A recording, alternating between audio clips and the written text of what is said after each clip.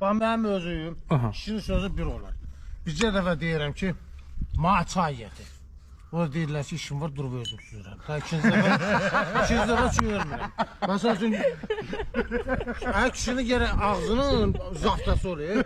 Elə biz deyirəm ki, ma yemək gətir. Deyir ki, üstü get qızdır ye. Daha ikinci dəfə demərəm. Gedirəm qəşək qızdırırım, verirəm, hamısını özüm gətirirəm. Kişinin sözü bir olar, gərək yumruğumu üstü ola vurursa. Mən neyini, biz nətər elə sənin kimi kişi ola? O çətindir, gərək ona stajın ola, bir oxuyarsan, nə bilim, bir kurs keçirsən. Elə belə şey deyir, bu. Bir kəlmədir, hə, yox. Allah sağ, ömür və can sağlığı versin. Hə, çox torta meyil göstərməyin də uşaqlar. Çox torta meyil göstərməyin. Alə, əlini dəyişsən? Niyə sən dəyişir? Şalvar çıxardır. Qardaş, Allah... Hə, şalvarsız getmə, pis bahallar. Evimiz sağ salamat.